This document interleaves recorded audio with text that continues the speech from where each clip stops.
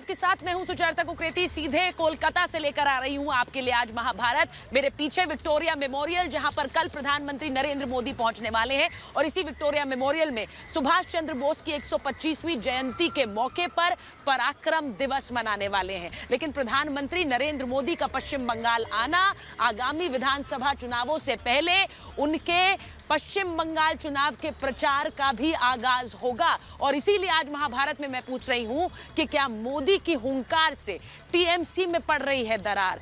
मोदी के बंगाल दौरे से पहले क्या टीएमसी बौखलाई, दीदी घबराई? इसी पर आज की महाभारत मैं सीधे ला रही हूं कोलकाता से, विक्टोरिया मेमोरियल के बाहर से। पहले ये रिपोर्ट देखिए। मोदी के बंगाल दौरे से पहले टीएमसी बौखलाई, दीदी घबराई।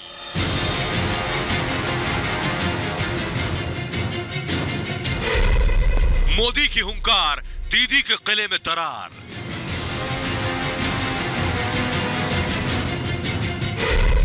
टीएमसी में फिर बगावत, हार की आहट। मोदी बना ममता की लड़ाई, बीएसएफ तक आई।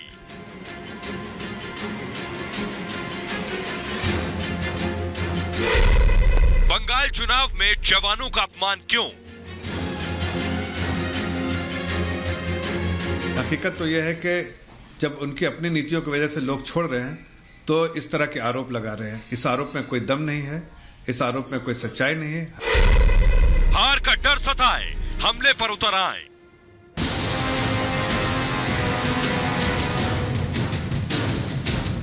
बंगाल में विधानसभा चुनाव के लिए बीजेपी मिशन 200+ पर जीतोड़ से लग गई है। बंगाल में टीएमसी को झटके पर झटके लग रहे हैं। सियासी उठापटक के बीच कल प्रधानमंत्री मोदी बंगाल के दौरे पर हैं। प्रधानमंत्री मोदी नेताजी सुभाष चंद्र बोस की जयंती पर बंगाल दौरे पर रहेंगे। केंद्र सरकार नेताजी की जयंती समारोह को पराक्रम दिवस के रूप में मना रही है। पीएम मोदी नेताजी की चिट्ठियों से जुड़ी किताब का अनावरण करेंगे, फिर एक जनसभा को संबोधित भी करेंगे। पीएम मोदी के निशाने पर होंगी ममता दीदी। प्रधानमंत्री के दौरे से पहले दीदी की बौखलाहट बढ़ गई है। दीदी को समझ नहीं आ रहा कि बीजेपी का तोड़ कैसे निकाला जाए, इसलिए अब दीदी नेताजी के जन्म दिवस को देश नायक दिवस मनाने में जुट गई हैं। कुल मिलाकर बंगाल चुनाव में अब नेताजी की विरासत पर चुनावी जंग छिड़ गई है। वहीं दूसरी तरफ दीदी अपने कुनबे को संभाल नहीं पा रही। आज ही टीएमसी के कद्दावर नेता और मंत्री राजीव बनर्जी ने इस्तीफा देकर दीदी को झटका दे दिया। खबरों के मुताबिक 30 जनवरी को अमित शाह की मौजूदगी में राजीव बनर्जी बीजेपी में शामिल हो सकते हैं। शुभेंदु के बीजेपी में शामिल होने के बाद दीदी को तीसरा बड़ा झटका है। 16 दिसंबर को शुभेंदु ने दीदी का साथ छोड़ा, फिर लक्ष्मी रतन शुक्ला ने 4 जनवरी और आज राजीव बनर्जी ने इस्तीफा देकर दीदी की उम्मीदों पर पानी फेर दिया। पार्टी नेताओं का एक एक करके साथ छोड़ना और बीजेपी की बढ़ती ताकत ने दीदी की परेशानी बढ़ा दी है। बौखलाहट में दीदी समर्थक हमले पर उतारू हैं। ये तस्वीरें कूच बिहार की हैं। बीजेपी कार्यालय में तोड़फोड़ की तस्वीरें टीएमसी की बौखलाहट को बताने के लिए काफी हैं। बौखलाहट इस हद तक बढ़ गई है कि टीएमसी के नेता अब जवानों का अपमान करने में जुट गए हैं। टीएमसी नेता पार्थ चटर्जी ने बीएसएफ जवानों पर राजनीति कर रही बीएसएफ पर मतदाताओं को डराने का आरोप लगाया। बॉर्डर सिक्योरिटी फोर्स के ऊपर एक मंत्री जैसे झूठा आरोप लगाते हैं, इसको उनको समझना चाहिए। मैं उनको कहते हैं, माननीय मंत्री जी को, आपके पास कोई सबूत हो तो आप डायरेक्ट इसको एफआईआर करिए। चुनाव आयोग ने बीएसएफ पर लगाए आरोपों को सिरे से खारिज कर दिया और साफ कहा कि चुनाव पारदर्शी होंगे। सवाल है कि क्या मोदी के बंगाल दौरे से पहले दीदी घबरा गई हैं? क्या हार के डर से दीदी की बौखलाहट बढ़ी है? और सबसे बड़ा सवाल ये कि क्या बीएसएफ जवानों के अपमान से मिलेगी सत्ता? Bureau report, Republic Bharat. और मैं आपको बता दूं कि मैं इस वक्त विक्टोरिया मेमोरियल पर मौजूद हूं। विक्टोरिया मेमोरियल, जहां पर कल प्रधानमंत्री नरेंद्र मोदी जाएंगे और यहीं पर सुभाष चंद्र बोस की 125वीं जयंती का समारोह होने वाला है। आप देखिए कि विक्टोरिया मेमोरियल के बाहर किस तरह से पोस्टर्स सज चुके हैं, लग चुके हैं और नेताजी सुभाष चंद्र बोस की 125वीं जयंती, उनकी जयंती को पराक्रम दिवस के रूप में सरकार मनाएगी। ये ऐलान वो पहले ही कर चुकी है। लेकिन कोलकाता तैयार है प्रधानमंत्री नरेंद्र मोदी के आने का, क्योंकि प्रधानमंत्री नरेंद्र मोदी के यहां पहुंचना सीधे सीधे दिखाता है कि कैसे पश्चिम बंगाल की राजनीति में जो भूचाल आया है क्या वो और बढ़ेगा, क्योंकि टीएमसी के खेमे से लोग छिटक कर जा रहे हैं। बीजेपी में शामिल हो रहे हैं। और इसीलिए आज महाभारत में मैं पूछ रही हूं कि मोदी के बंगाल दौरे से पहले क्यों घबरा गई है दीदी। आज मैं महाभारत में सवाल पूछ रही हूं कि बंगाल चुनाव में नेताजी की विरासत पर जंग है क्या।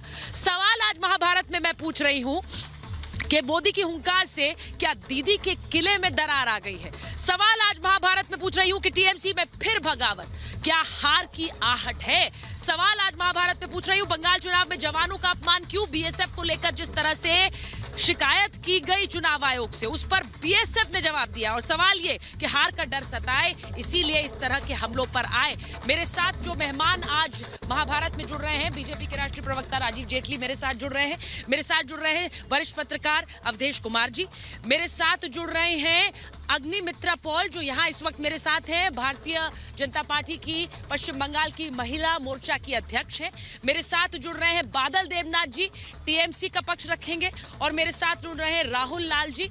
बहुत बहुत स्वागत आप सभी का। तौसीफ रहमान हमारे साथ थोड़ी देर में जुड़ने वाले हैं, लेकिन मैं आपको सबसे पहले मैं अग्निमित्रा जी आपके पास आ रही हूं। यहाँ विक्टोरिया मेमोरियल, कल प्रधानमंत्री नरेंद्र मोदी यहाँ आने वाले हैं, लेकिन जिस तरह का सियासी माहौल पश्चिम बंगाल में है, यहाँ नरेंद्र मोदी आएंगे तो यहाँ सियासी करवट भी लाएंगे, इसकी कितनी उम्मीद कर रहे हैं? देखिए, ये कल माननीय प्रधानमंत्री आ रहे और बंगाल के हर एक आदमी, हर एक औरत बहुत चार्ज्ड अप है। इलेक्शन अभी लग रहा है 2 महीना बाकी है, और ममता दीदी ने जो संतरास के माहौल क्रिएट किए हैं 9.5 बरस से, इससे ये जो हमारा जो प्रधानमंत्री आ रहे, प्रेसिडेंट आ रहे, अमित शाह जी स्वराष्ट्र मंत्री आ रहे, बंगाल की वो लोग बहुत चार्ज्ड अप है और बहुत मोटिवेटेड है कि सुशासन आने वाले हैं। अभी मई महीना के बाद सुशासन आने वाले हैं, मोदी जी का शासन आने वाले हैं, और हिस्ट्री में पहली बार पश्चिम बंगाल और सेंटर में एक ही सरकार हो गए और पश्चिम बंगाल डेवलपमेंट की तरफ चले गए। जैसे मोदी जी सारा भारत को जैसे डेवलपमेंट पॉलिटिक्स में आगे लेकर जा रहे हैं, आत्मनिर्भर भारत में आगे लेकर जा रहे हैं, उसमें हम लोग सभी बहुत बहुत इनकरेज हैं। देखिए, अग्निमित्रा जी यहाँ पर कह रही, बादल देवनाथ जी आप सुन पा रहे हैं मुझे? यहाँ अग्निमित्रा जी ने तो कह दिया है कि केंद्र और राज्य की सरकारें एक होने वाली हैं। वो बहुत जल्द समय आने वाला है पश्चिम बंगाल में और केंद्र में एक ही सरकार होगी। बादल जी। सुचेता मैडम, ये अभी पार्टी में ज्वाइन किया है, 2-3 साल हुआ। इसको कैलकुलेशन बारे में कुछ पता नहीं है, और कैसे वोट होता है इसको पता नहीं है, जानते नहीं है। हो गया, पार्टी का दायित्व ले लिया, ठीक है। लेकिन काल जो मोदी जी आ रहा है, देखिए हम लोग 50 साल से, 20 साल से, 10 साल से हर बार डिमांड कर रहे हैं, राष्ट्रपति के पास डिमांड किया, प्रधानमंत्री दफ्तर में, पीएमओ दफ्तर में डिमांड किया, जो नेताजी का जन्मदिन को देश नायक दिवस अथवा सर यही तो समस्या, आप डिमांड ही करते रह रहे हैं, हर दफ्तर से दूसरे दफ्तर से तीसरे दफ्तर, कभी धरना करते हैं, कभी दफ्तर से दफ्तर जाते हैं, पर ये नहीं चाहिए ना बंगाल को, ये नहीं चाहिए। क्या यही करते रहेंगे आप? आप यही करते रहेंगे क्या? Sucheta madam please, Sucheta madam, ये बंगालियों का, देशों का सेंटिमेंट का बात है, पूरे देश का, पूरे विश्व में बंगालियों का सेंटिमेंट का बात है। पूरा बंगाली समाज चाहते हैं देश नायक दिवस। एक बार बादल जी मैं आपके पास आ रही हूँ, बादल जी मैं एक बार आपके पास आ रही हूँ। तौसीफ, आप कार्यक्रम के लिए लेट हैं और इसीलिए उसकी सजा के रूप में मुझे आपको समय कम दूंगी आज मैं आपको। लेकिन मैं अग्निमित्रा जी आप थोड़ा इधर आइए, मैं एक मिनट, बादल जी मैं आपके पास आ रही हूँ। तौसीफ, मुझे ये बताइए, अग्निमित्रा जी ने कहा है कि अब ये समय बहुत करीब है जब केंद्र की और राज्य की सरकार एक होने वाली है, यानी संदेश आप समझ गए? नहीं, देखिए, पब्लिक की मैंडेट होनी चाहिए। मैं इनकी बातों का इज्जत करता हूं, क्योंकि वही शहर है जिन्होंने 18 सीट भी दिया है बीजेपी को, तो अगर मैंडेट रहा तो ठीक है, मगर आपके भी बदले हुए सुर नजर आ रहे हैं, आप भी तो नहीं कहीं उस धारा में जाने वाले हैं? नहीं, बिल्कुल नहीं। मैं दीदी के साथ हमेशा था, आज भी हूं, और कल अगर कुछ भी हुआ रहूंगा, मगर मैंडेट आना चाहिए, लड़ाई पीटी नहीं होनी चाहिए। जिस हिसाब से बंगाल में चल रहा है, बीजेपी जो अपनी राजनीति कर रही है, बीजेपी जो अपने खुद के लोगों को मार रही है, मैंने उस दिन भी माफी मांगा था और आज भी मैं, ये तो बहुत बड़ा आरोप है। नहीं, मैं आज भी हाथ जोड़कर बोल रहा हूँ, अपने लोगों को मार रही, जीत और हार लगा रहेगा, मगर अपने लोगों को मारना बंद कर दीजिए। ये बहुत बड़ा आरोप है। तौसीफ, थोड़ा इधर आ जाइए, बहुत बड़ा आरोप लगा रहे हैं, बीजेपी अपने लोगों को मार रही है। टीएमसी तो यही पॉलिटिक्स कर रहे हैं, तौसीफ जी को भी मालूम है, सबको मालूम है। हमारे 140 जन कार्यकर्ता को मार कर, पीट कर मारा दिया गया, और पेड़ से झुलाकर बोला गया कि सुसाइड किया है। अगर आप बीजेपी करते हैं तो घर का जो औरत है उसको धर्षण किया जाता है, और धर्षण के बाद अगर पुलिस के पास आप जाएंगे तो पुलिस एफआईआर नहीं लेता है। अगर आप तृणमूल का समर्थक कोई धर्षण किया होगा तो उसको तो अरेस्ट किया ही नहीं जाएगा, और ऐसे भी अगर नॉर्मल लोग होगा तो आपको एफआईआर नहीं लिया जाएगा, क्योंकि एनसीआर भी जो रिपोर्ट क्या मना है? टीएमसी ने अगर जुर्म किया तो नहीं होगा? मना है कि अगर कोई भी धर्षण होगा तो केस को बंद कर दो, केस एफआईआर मत रजिस्टर करो, जीडी मत रजिस्टर करो, उन लोग का घर में जाओ। सोचिए, ये इस आरोप का जवाब दीजिए। आप देखिए, आरोप लगा रहे हैं? देखिए हमारे पास रिपोर्ट है, हम महिला मोर्चा के अध्यक्ष हैं। हर दिन दीदी मेरे को बहुत काम दिए हैं, हर दिन 3 से 4 लड़की पश्चिम बंगाल में धर्षण। सोचिए, दीदी आपको काम दे रही है, उनको भी काम दे रही है, उनको बहुत कुछ करना पड़ रहा है। उसकी वजह आपकी पार्टी। अग्नि जी हमारी बहुत एक लोकप्रिय है, ऐसी बात नहीं है, पॉलिटिक्स बाद में आती है, मैं भी एक पॉलिटिकल एनालिस्ट हूँ, मगर आपको बोलना पड़ेगा जब हम महिलाओं की बात कर रहे हैं तो कन्याश्री, स्वस्थ साथी, सुबूत साथी, ये सब बात अग्नि जी को बताना चाहिए कि विधवा भाटा कितने को मिला। शादी में 25,000 लड़कियों को मिलता है, 25,000 रुपये करके हर एक लड़कियों को मिलता है। तो देखिए ये भी बताना चाहिए, हम डेवलपमेंट की बातें करें, ना कि ये बातें कि कौन कहाँ मर रहा है। मुझे इस बात की आपत्ति शुरू भी थी कि लोग मरने नहीं चाहिए। पॉलिटिक्स आज होगा, आज टीएमसी है, कल बीजेपी है, कल नहीं रहेगी। ठीक है, मैं एक बार चलूंगी, मैं चाहूंगी, क्योंकि हम विक्टोरिया मेमोरियल के बाहर हैं, तो मैं चाहूंगी कि एक बार तस्वीरें भी मेरे विजय दिखाते रहेंगे। लेकिन बड़ी बात राजीव जी यहाँ देख रहे हैं कि कैसे आरोप लग रहा है, अपनी ही पार्टी के लोगों की हत्या कराने का आरोप, सरेआम ये बोल आप आरोप सुन रहे हैं। कल तो प्रधानमंत्री आ रहे हैं यहाँ। अपने गंगा जमुना तहजीब जो शहर है, मैं वहाँ खड़े होके बोल रहा हूँ, वो तहजीब हम सबकी है, और वो तहजीब हम सबकी है, वो तहजीब कर रहा हूँ सबकी है, सिर्फ आपकी है क्या? सिर्फ पॉलिटिक्स, सियासत हमारी भी तो है, अग्नि मित्रा जी की भी है ना। हाँ, एक मिनट राजीव जी आप सुन रहे हैं, कल प्रधानमंत्री यहाँ आ रहे हैं, मुझे लगता है संदेश बहुत स्पष्ट होगा कल। बिल्कुल सुचित्रा जी, मैं तो हैरान हो रहा हूँ, ये टीएमसी के समर्थक प्रवक्ता क्या बोल रहे हैं? ये बोल रहे हैं कि अपनी ही पार्टी के लोग अपनी पार्टी के कार्यकर्ताओं की हत्या कर रहे हैं, अपने ही परिवार के व्यक्ति अपने परिवार की हत्या कर रहा है, अपने परिवार के लोगों की हत्या कर रहा है। अगर किसी की हत्या होती है तो उसके भाई के ऊपर उसका इल्जाम लगा दिया जाता है। ऐसा देखा है कभी किसी प्रदेश में? और राजनीतिक पार्टी के प्रवक्ता उनकी पार्टी के बोल रहे हैं कि ऐसा माहौल है मेरे प्रदेश का, कि अगर कोई व्यक्ति भारतीय जनता पार्टी का झंडा उठाएगा तो उसकी धर्म पत्नी के ऊपर उसकी हत्या का इल्जाम लगा दिया जाएगा, उसके भाई के ऊपर उसकी हत्या का इल्जाम लगा दिया जाएगा। कोई नहीं बचेगा तो उसकी राजनीतिक पार्टी भारतीय जनता पार्टी पर इल्जाम लगा दिया जाएगा। अरे धमका रहे हैं आप लोग, धमका रहे हैं आप लोग क्या? पश्चिम बंगाल की जनता को नहीं, कोई किसी को नहीं, कोई धमकाने नहीं। आपने बोला आप झूठ बोल रहे हैं, इस बात का आप झूठ बोल रहे हैं, आप झूठ बोल रहे हैं, आप हर दिन झूठ बोलते हैं, बंगाल के बारे में हर दिन झूठ बोलते हैं। नहीं, तो सिर्फ एक मिनट, बादल देवनाथ जी भी आपके लिए आपके लिए कवर फायर वो भी कर रहे हैं। एक मिनट रुक जाइए, मैं पहले उनके पास चली जाऊँ, फिर बादल जी के पास। हाँ बोलिए। आप लोग, हाँ, मैं केवल एक ही बात बोल रहा हूँ। देखिए बहुत बुरे बादल जी जो आरोप तौसीफ ने लगाए हैं, मैं उन्हें बहुत गंभीरता से ले रही हूँ, और मैं इसलिए कह रही हूँ बादल जी मैं इसलिए कह रही हूँ क्योंकि यहाँ का इतिहास, पश्चिम बंगाल की राजनीति का इतिहास बहुत, जिस तरह से एक खूनी खेल का इतिहास रहा है, उसमें इस तरह के आरोप लगाना, वो भी चुनावों से ठीक पहले। मैं बादल जी आपको ठीक लग रहा है ये? आप भी इत्तेफाक रखते हैं? नहीं, ऐसा कोई बात नहीं है। मैं सुचित्रा मैडम, मैं सुचित्रा मैडम, मैं अग्निमित्रा पॉल को एक बात कहना चाहता हूँ, आपको भी कहना चाहता हूँ, और जेटली जी को कहना चाहता हूँ। परसों 20 तारीख को गृह मंत्रालय ने रिपोर्ट किया, और नारी सुरक्षा नारी सुरक्षा की सरकार 5,000 गाँव भारत के 5,000 गाँव शिशु सुरक्षा। आप सोचिए क्या कर रहे हैं आप लोग वहाँ पे, पूरे देश में क्या कर रहे हैं आप लोग? पूरे बंगाल एक नंबर में। भारतीय जनता पार्टी पे इल्जाम लगा रहे हैं, भारतीय जनता पार्टी ने गाँव साफ कर दिए क्या हिंदुओं से? भारतीय जनता पार्टी ने भगा दिए क्या हिंदुओं से? संसदीय कमेटी ने सर्टिफिकेट दिया। सोचिए क्या बोल रहे हैं? महिला सुरक्षा, अरे यही तो कह रहा हूँ, क्या माहौल बना दिया आप लोगों ने। और इससे ज्यादा बेहतर पश्चिम बंगाल से ज्यादा बेहतर हालात तो शायद पाकिस्तान बांग्लादेश के होंगे।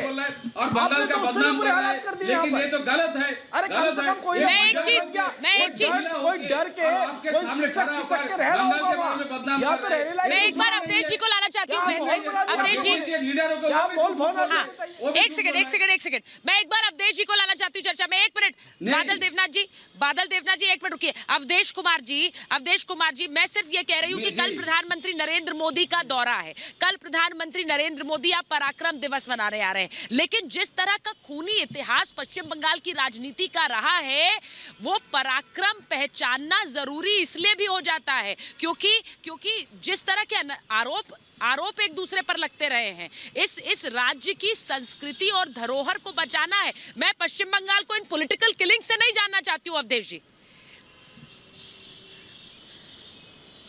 देखो, इसके दो पहलू पर हमको ध्यान रखना पड़ेगा। 2016 के बाद से प्रधानमंत्री नरेंद्र मोदी और उनकी सरकार ने जिस ढंग से सुभाष बाबू के छिपे हुए तथ्यों को और उनके साथ जो कुछ भी इस देश में जासूसी के माध्यम से बाकी अन्याय हुआ, उन सबको जिस ढंग से बाहर लाया है, उनके परिवार को सम्मान दिया है, और सबसे बड़ी बात कि आजाद भारत का सबसे पहला झंडा सुभाष बाबू ने 21 अक्टूबर 1943 को फहराया था। उस अवसर पर प्राइम मिनिस्टर ने 21 अक्टूबर 2018 को 75 साल पूरा होने पर लाल किले पर झंडा फहरा के जो मैसेज दिया है, उससे बंगाल में एक राजनीतिक जागरण पैदा हुआ और 2019 का चुनाव परिणाम हमारे सामने आया है। तो सुभाष बाबू की 125वीं जयंती को पराक्रम दिवस के रूप में तो मनाना ही है, लेकिन इसका राजनीतिक पराक्रम भी बहुत किसी पार्टी के नहीं है, महत्व का है। पार्टी के नहीं है, वो तो पत्रकार है, वो तो पत्रकार है, उन्हें बोलने दीजिए। तौसीफ ऐसा है, पूरी बात सुनो। अरे भैया तौसीफ जी, आप पूरी बात सुनो, मैं एनालिसिस कर रहा हूँ, मैं एनालिसिस कर रहा हूँ, आप पूरी बात सुनो। नहीं, आप पूरी बात सुनो। अरे मेरी पूरी बात सुनो तौसीफ जी, 125 साल पूरे हो रहे हैं, तो 125 साल की पहल स्टेट गवर्नमेंट को क्यों नहीं करनी चाहिए थी?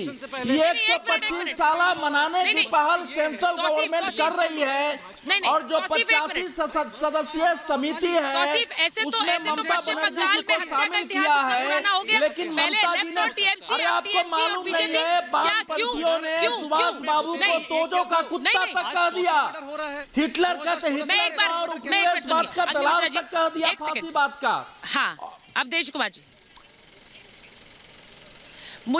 मुझे एक चीज बताइए अग्निमित्र जी, मैं आपसे पूछना चाहती हूँ कि आज 125वां साला जो है, हाँ, एक मिनट अवधेश जी, मैं एक मिनट अग्निमित्र जी से पूछ रही हूँ।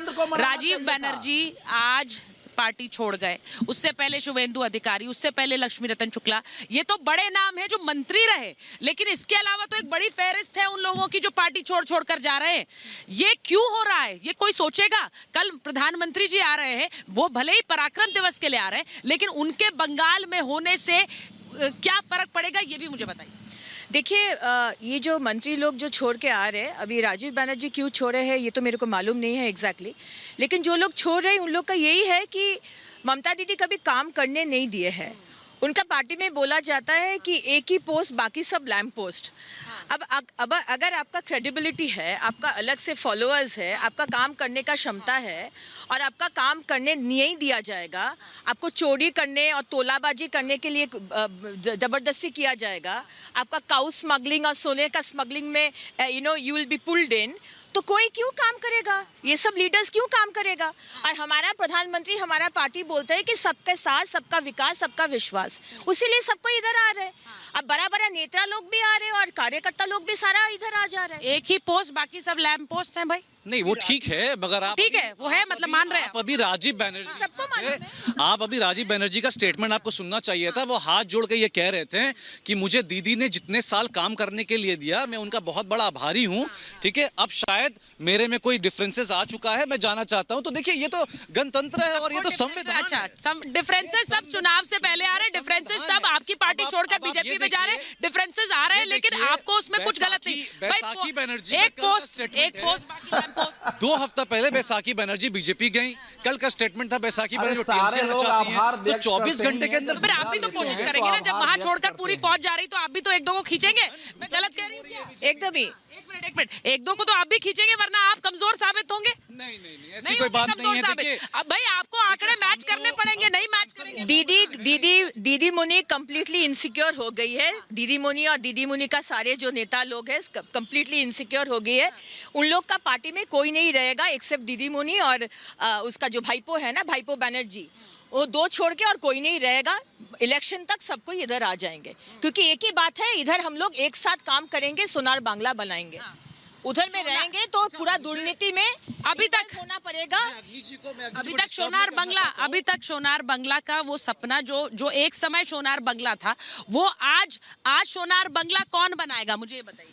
आज सोनार बांग्ला हम लोग बनाएंगे, बंगाली लोग, बंगाल के रहने वाले लोग, बीजेपी, मोदी जी, अमित शाह जी, नड्डा जी, हम लोग एक साथ सारे। मुझे तो एक सेकंड बादल देवनाथ जी के पास एक बार जा रही हूँ। बादल देवनाथ जी मुझे ये बताइए, ये कोई ठेका ले लिया आपने कि बंगाली अस्मिता, बंगाली संस्कृति सिर्फ आप ही जानते हैं, कोई और पार्टी कुछ भी करना चाहे तो वो बाहरी है? बादल जी। मैडम पहले तो मैं इनके सामने रहता तो बहुत अच्छा होता। आज मेरे सामने वो आंसर देना भी हो, जो भी हो, ठीक है, कोई बात नहीं। मैं राजीव बनर्जी, लक्ष्मीनारायण शुक्ला के बारे में बोल रहा हूँ। ये लोग अभी तक पार्टी नहीं छोड़ा। लक्ष्मीनारायण मंत्री पद से इस्तीफा दिया, राजीव बनर्जी मंत्री पद से इस्तीफा दिया, पार्टी अभी तक नहीं छोड़ा। और 2-3 जो छोड़ दिया, मैं फिर से मैं बोला, एक बरगद से पेड़ से कोई 2-4 पत्ते गिर जाए तो कोई कुछ नहीं पड़ेगा, फिर पेड़ पर पत्ता आ जाएगा, इससे कोई प्रॉब्लम नहीं होगा। और संस्कृति के बारे में मैं कह रहा हूँ सुचित्रा मैडम जी, बंगाल की संस्कृति, बंगाल के लोग पूरे। मुझे बादल जी आपकी आवाज ठीक से नहीं आ रही है, लेकिन मैं एक चीज के बारे में, नेताजी के बारे में और स्वामी जी पर। सर मैं वही तो कह रही हूँ, निशी औषधि के बारे में सब जानते हैं, लेकिन ये लोग बंगाल का संस्कृति नहीं जानते। नहीं, बंगाल ये संस्कृति नहीं जानते। पहले से अपनी मोहर और ठप्पा लगा देना चाहते हैं कि भाई ये इराक युद्ध हार रहा था और उसके सूचना मंत्री बार कह रहे थे हमारा डोमेन है। अमेरिका का। देखिए अभी अग्नि मैम कह रही थी कि हम सोनार बांग्ला बनाएंगे, बिल्कुल बनना भी चाहिए, कोई भी बनाए, बनना चाहिए। शायद इनके हिसाब से बंगाल अभी तक कुछ भी नहीं बना। 2014 से मोदी जी का शासन है, बिहार झारखंड अभी तक क्यों नहीं बना कुछ भी? क्या डेवलपमेंट हुई अभी बिहार में? जहां जहां भाजपा का शासन है, आप मुझे उसकी स्टैटिस्टिक बताइए, फाइनेंशियल स्टैटिस्टिक बताइए, ग्रोथ बताइए, एजुकेशन ग्रोथ बताइए, सब बताइए वो कहां है। इनफैक्ट कि हमारी जीडीपी 14 से अब -24 में चल रही है और अब बंगाल को सोने की चिड़िया बना रहे हैं। मतलब ये कहां सवाल का जवाब, आपके सवाल का जवाब राजीव जेटली जी देंगे। राजीव जी इनके सवाल का जवाब भी दीजिए। लेकिन एक बात तो मैं और कह दूं कि बात बंगाल की हो रही है, तो बंगाल से ही शुरू करते हैं ना। यहाँ पे क्या क्या किया है वो भी तो शुरू करेंगे। प्रधानमंत्री सिर्फ बीजेपी के तो राजीव जी, प्रधानमंत्री तो हमारे भी हैं। राजीव जी जवाब देंगे। हाँ नहीं, मैं शायद ये जो ये जो टीएमसी के प्रवक्ता हैं, शायद इनके पास जानकारी नहीं होगी। पीछे देखने वाले लोग किसान भाई भी होंगे पश्चिम बंगाल के, जिनको हमारी योजनाएं नहीं दी जा रही। अरे हम राशन बेचते हैं पश्चिम बंगाल के अंदर, तो ये तो टीएमसी के कार्यकर्ता लूट लेते हैं। ये इल्जाम हम नहीं लगाते हैं। ये बकायदा अखबार में, अंग्रेजी अखबार के अंदर कार्यकर्ताओं के नाम के दाम डाल करके वहां की जनता ने बताया। हमने नहीं बोला। अच्छा मुझे ये बताइए, आप मुझे केवल इतना बताइए, टीपू सुल्तान मस्जिद कहाँ पे आपके यहाँ?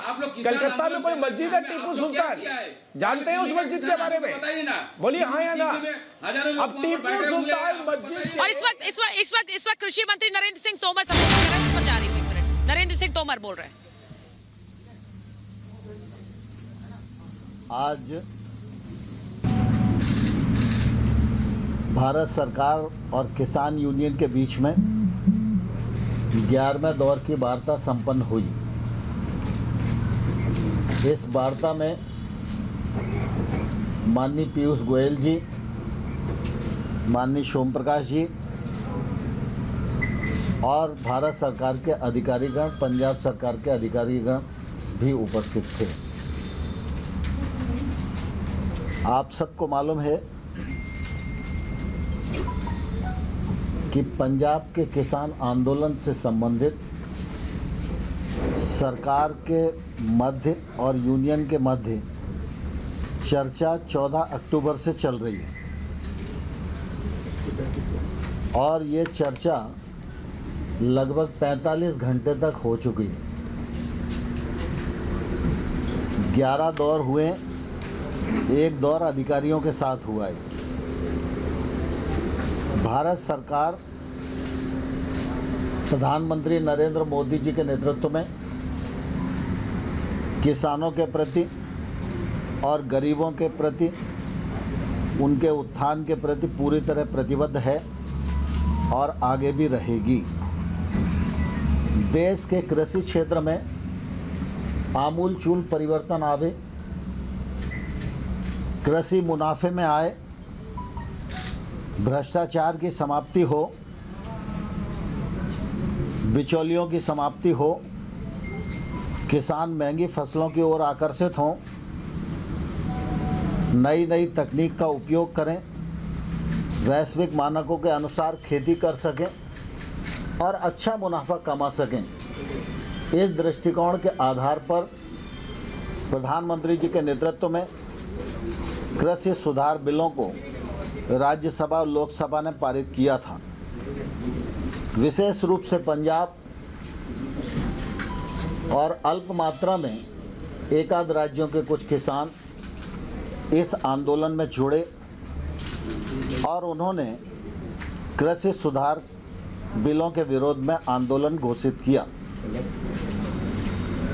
और इस आंदोलन के दौरान लगातार यह कोशिश हुई कि जनता के बीच में और किसानों के बीच में गलतफहमियां फैलें और उन गलतफहमियों का फ़ायदा उठाकर कुछ ऐसे लोग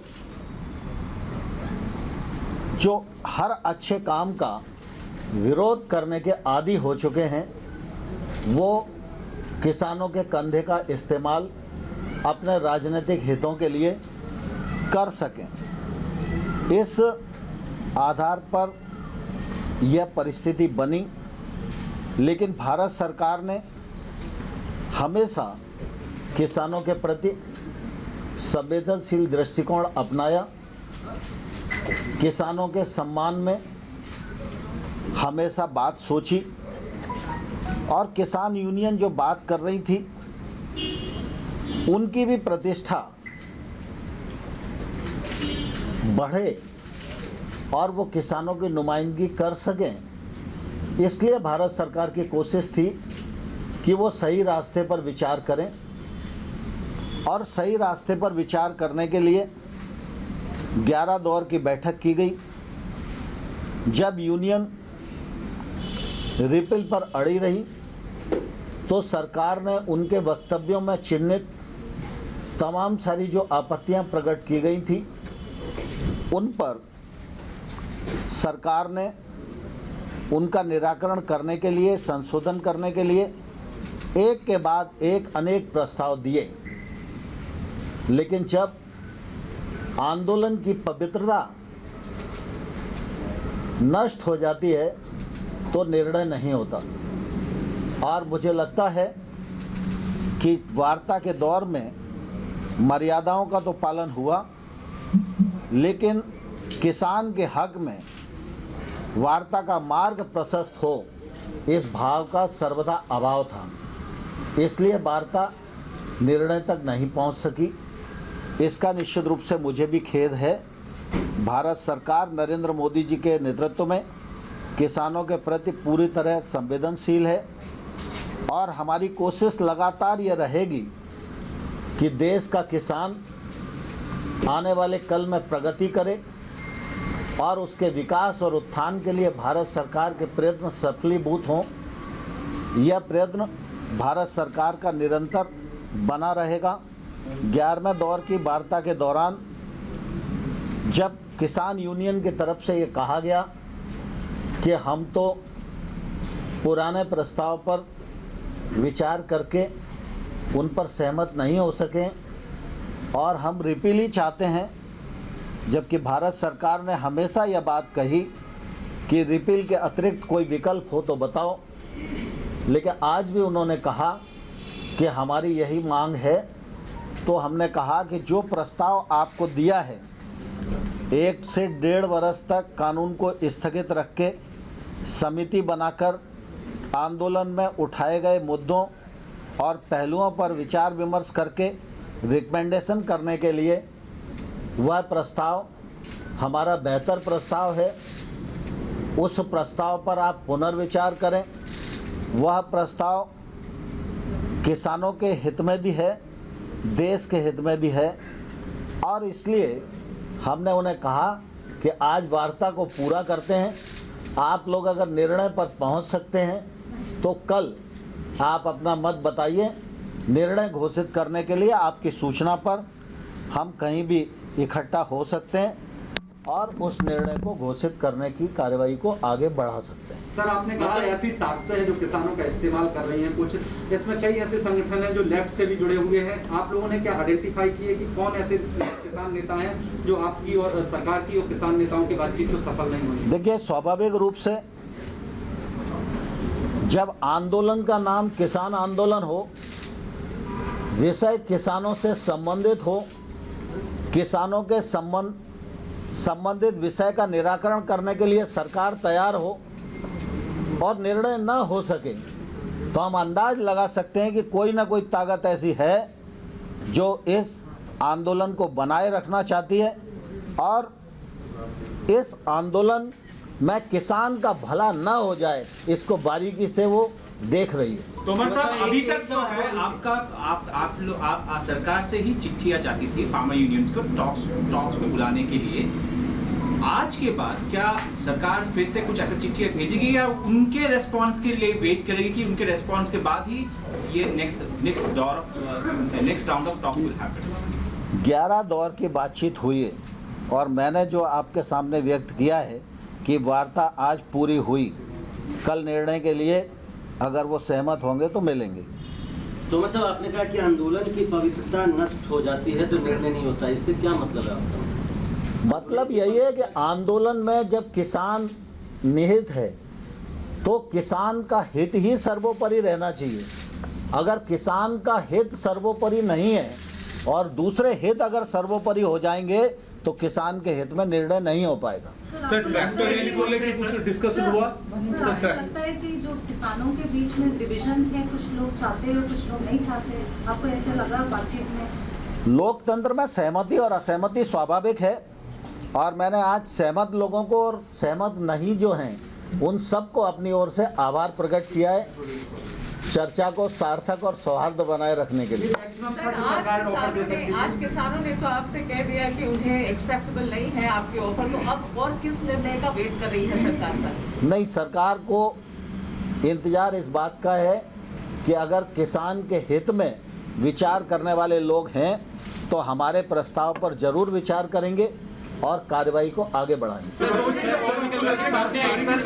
दो किसान यूनियन ऐसी थी जिन्होंने कहा कि उन पे अटैक हुआ था, दिल्ली पुलिस की कुछ किसी तरह की चूक थी, उन पे कमेंट करा। दूसरा सर, अब 26 जनवरी को क्या होने वाला है उसको लेकर के क्या बातचीत? ट्रैक्टर रैली सर, देखिए दरअसल क्या है, मैंने उनको आग्रह किया है कि आपने आंदोलन को अनुशासित रखने का जो प्रयत्न किया है उसके लिए मैं पहले भी प्रेस के माध्यम से भी उनको धन्यवाद देता रहा हूँ, अंदर की चर्चा में भी धन्यवाद देता रहा हूँ और मैंने आशा व्यक्त की है कि आप लोग आगे भी जो आंदोलन करेंगे वह आंदोलन हिंसक ना हो, कोई घटना दुर्घटना ना हो और अनुशासन बना रहे, यह मेरी निश्चित रूप से आपसे अपेक्षा है। अगर वो अपना निर्णय नहीं देते तो सरकार के पास क्या ऑप्शन है सर?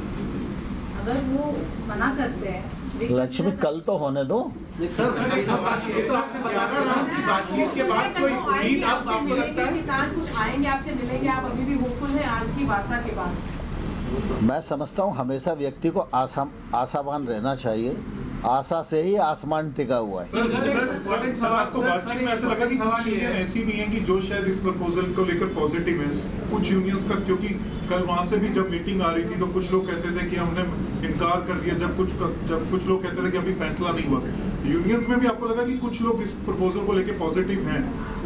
मैंने पूर्व में ही कहा, शायद आपको ध्यान नहीं दे पाए होंगे, मैंने कहा कि लोकतंत्र में सहमति और असहमति स्वाभाविक है। इस यूनियन कि वार्ता के दौरान बहुत सारे संगठन ऐसे भी हैं जो हमारे प्रस्ताव से सहमत हैं, बहुत सारे ऐसे भी हैं जो असहमत हैं, लेकिन सहमत और असहमत दोनों प्रकार की यूनियन के प्रति मैंने सरकार की ओर से आभार प्रकट किया है कि उन्होंने चर्चा में भाग लिया और सौहार्दपूर्ण वातावरण में चर्चा। सर, आप लोग दिल्ली की सीमाओं पर किसानों को कब तक बैठने देंगे? सर, ये मैक्सिमम कल तक का जो अल्टीमेटम दिया है, अगर कल तक नहीं आपकी यूनियंस तो आगे फिर आप बातचीत करेंगे। कैसे ब्रेक होगा? That is the question. देखिए, दरअसल क्या, मैं ज्योतिषी नहीं हूँ ना भैया, कल क्या होगा मुझे क्या मालूम। नहीं, मान के नहीं चल सकते भाई। ये क्या मैक्सिमम है कि सरकार की तरफ से जो विकल्प दिया जा सकता था वो मैक्सिमम है, अधिकतम है? बिल्कुल, जो बेहतर विकल्प हो सकता था वो किसान यूनियन को दे दिया गया है। मुझे आशा है किसान यूनियन उस पर सकारात्मक विचार करेंगे। ये तो कितनी बार बोलूं? आप अपनी तरफ से लिख लो बिना बोले। धन्यवाद। हम लोग रुके हुए हैं सर। तो आप नरेंद्र सिंह तोमर को सुन रहे थे। वार्ता के बाद नरेंद्र सिंह तोमर बता रहे हैं कि कैसे जो बेहतर विकल्प है वो किसानों को दे दिया गया है। नरेंद्र सिंह तोमर जो ये कह रहे हैं कि किसानों के लिए किसान हित सबसे ऊपर है, लेकिन इस किसान हित में और हित मिल गए हैं और इसी वजह से ये आंदोलन खत्म नहीं हो रहा है। यानी कि अब गेंद किसानों के पाले में है। लगातार सरकार ने अपनी तरफ से प्रस्ताव भी रख दिया है और ये भी कह दिया है कि इससे आगे बढ़ने का अब जो जिम्मेदारी है वो किसानों के लिए होगी। बहरहाल मैं वापस आ रही हूँ। कल प्रधानमंत्री नरेंद्र मोदी का कोलकाता दौरा, कल नेताजी सुभाष चंद्र बोस की 125वीं जयंती पर पराक्रम दिवस मनाया जाएगा। तो सिर्फ पराक्रम दिवस मना रहे थे तब आपको लगा कि चलिए अब देश नायक दिवस मना लें, पहले नहीं सोचा आपने? पहले मोदी जी ने क्यों नहीं सोचा? पहले क्यों नहीं आए कभी? नहीं, ये तो कोई बात नहीं हुई। वो मनाने लगे तो आपको उसमें बोला, आपको लगा हम कैसे घुसेंगे तो हम उसमें बीच में देश नायक लेकर। कोई भी काउंटर अटैक में 1897 में नेताजी पैदा हुए थे, ठीक है? आज 125 साल हो गया। आप 2014 से शासन में है तो 2014 से लेके 2021 तक इतने समय से जब आप विरासत का राग गा रहे हैं अग्निमित्रा जी, तो उस सब इनको पहले आना चाहिए था ये कहते हुए कि जयंती मनाएंगे। नहीं, ममता बनर्जी जब कांग्रेस से तो आए हैं, तो जब तक कांग्रेस में थे तब क्यों नहीं एक बार भी बोले हैं कि ये जो अस्थि जो रखे हैं वो जापान का मंदिर में, ये अस्थि नेताजी का नहीं है। ये प्रश्न अभी जो वो उठा रहे हैं ये तब क्यों नहीं उठाए? तब प्रश्न यूं क्यों नहीं उठाए थे? सबसे बड़ी बात यही मैं पूछ रही हूँ। मैं बादल देवनाथ जी, राहुल लाल जी, ममता बनर्जी कांग्रेस से आई, ना कांग्रेस ने सोचा ना टीएमसी ने सोचा। जब मोदी जी या फिर बीजेपी सरकार ने इस बात का ऐलान किया कि हम करेंगे पराक्रम दिवस, तो उसमें दिक्कत हो गई। असेंबली एक सेकंड तो इलेक्शन की वजह से इलेक्शन की सोच लेते हैं। अरे असेंबली से 2000 एक सेकंड राहुल लाल जी, बंगाल के इलेक्शन थी तो नेताजी के पास आ गए, कल वो दही छोका खाने चले गए। तो सर आप कहते हैं ना, आप ये कहते हैं कि ये तो हमारी विरासत है, हमें दिखाने की जरूरत नहीं है, आप क्यों कूद पड़े उसमें? तो अपना दिवस हीरो को तो पॉलिटिक्स में छोड़ दीजिए। सर पॉलिटिक्स कौन कर रहा है? एक मिनट नेताजी मैं एक मिनट पूछ लो। स्टैचू के हाथ में भाजपा का झंडा दे दिया गया श्याम बाजार मोड़ पे। अब ये बताइए कहाँ की राजनीति? नहीं तो एक बात मुझे बताइए। नहीं, ये भाजपा दिया है ना, आप लोग दिए हैं।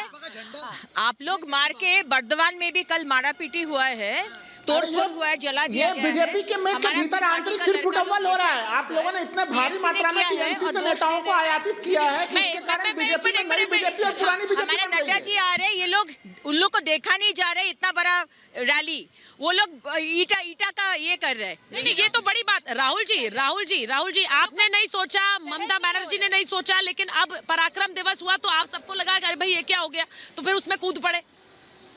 नहीं, देखिए मैं वही तो कह रहा हूँ ना कि देखिए राहुल जी, जो ममता बनर्जी है वो प्रतीकात्मकता में विश्वास नहीं करते हैं। अभी देखिए ना बीजेपी के जो प्रवक्ता हैं यहाँ पे, उन्होंने क्या कह दिया कार्यक्रम के शुरुआत में? जेटली जी ने कहा कि पाकिस्तान से खराब स्थिति। अरे राजनीति करते रहिए, लेकिन अब अपने ही देश के किसी हिस्से को आप कह रहे हैं कि पाकिस्तान से भी खराब स्थिति, ऐसा है क्या? मैं तो कह रहा हूँ किसानों के मामले पे ही तुलना कर लीजिए जेटली जी। बिहार के किसानों का आय 3,500 और 4,500 आय है पश्चिम बंगाल का, जबकि आपका प्रधानमंत्री किसान सम्मान निधि का पैसा भी नहीं जा रहा है। सुनना चाहता है मेरे पश्चिम बंगाल में ऐसा क्या हुआ जो 5,000 गाँव साफ कर दिया आपने? ये एक बंगाली सुनना चाहता है, इसके पीछे की वजहें सुनना चाहता है। कहां से लेके आ रहे हैं आप? ये आंकड़े कहां से लेके आ रहे हैं? मैं आपको बता दे रहा हूँ। देखिए, लोकसभा चुनाव में आपको अप्रत्याशित सफलता मिली, इसमें कोई शक नहीं है, मैं मानता हूँ। लेकिन आप अगर जेटली जी आप देखिएगा तो आपके विधानसभा चुनाव में आपका वो सफलता का दर नहीं है। ये देश के अंदर आपके लिए आपको जनता ने चुनाव, लोकसभा चुनाव में आपको दिया, बड़ी अच्छी बात है, लेकिन विधानसभा चुनाव में आपका वो प्रतिशत नहीं है, ये आप देख लीजिए। 1 मई 2017 से जब देश के प्रधानमंत्री ने लाल बत्ती हटा दी, मैं एक चीज पूछ रही हूँ, मैं एक चीज पूछ रही हूँ, कैसा माहौल बना दिया आपने? हाँ, क्या बना दिया ये बताइए ना। आपने, आपके डबल इंजन के सरकारों ने कौन सा रोल मॉडल बना के क्या विकास कर दिया बताइए। आप कर अरे सोनार बंगला बनाएंगे, आपने सोनार बनाया, मुक्ति मिले। एक टीएमसी के विधायक चाहते हैं हमें मुक्ति मिले, टीएमसी के मंत्री चाहते हैं हमें दीदी से मुक्ति। बादल देवनाथ जी आपसे मैं पूछ रही हूँ, आपको बंगाल की संस्कृति या की अस्मिता, इसको आपने अपना माना हुआ है, सुभाष चंद्र बोस आपके अपने हैं, तो फिर आपको क्या जरूरत थी ये दिखावा करने की? अगर उन्होंने पराक्रम दिवस मनाया तो आपको कहना चाहिए था हम भी मनाएंगे, उसमें क्या बड़ी बात? तो ये देश नायक दिवस वाली बात कहाँ से आ गई? नहीं, मोदी जी, हाँ एक मिनट, बादल देवनाथ नहीं, सुचिता मैडम, नहीं, मैंने पहले ही मैडम आपको बताया, देश और नायक और देश प्रेम का शब्द ये आज का नहीं है, ये बंगालियों का सेंटीमेंट का बात है। इसलिए ममता बनर्जी ने दाबी किया सेंट्रल गवर्नमेंट को, जो आपने देश नायक और देश प्रेम दिवस घोषित कीजिए। बांग्लादेशी बोला करिए, बंगाली क्या होता है? नरेंद्र सिंह तोमर आप कौन से बंगाली का राइट प्रोटेक्ट कर रहे हैं? क्या किया देखिए, आप तो बांग्लादेशियों के राइट प्रोटेक्ट कर रहे हैं, बंगाली मत बोलिए, आपके मुंह पे शोभा नहीं देता। किसान के बारे में कोई डिसीजन बंगालियों के सबसे बड़ी बात, छीन ली है, ये बात मैं कहाँ कर सकता है?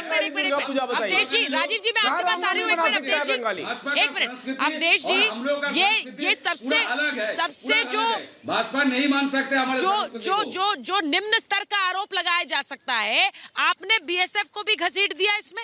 आपने कहा कि बीएसएफ एक पार्टी के लिए काम कर रही है, आप अपनी राष्ट्रीय फोर्स पर इस तरह का आरोप लगा रहे हैं। नहीं, इसका मतलब क्या है? इसका क्या मतलब है? क्या मतलब है? क्या साबित करना? इसका क्या मतलब है? आप क्या सुरक्षित दिखाना? इसका मतलब क्या है? तौसीफ, सुनिए, मतलब क्या है?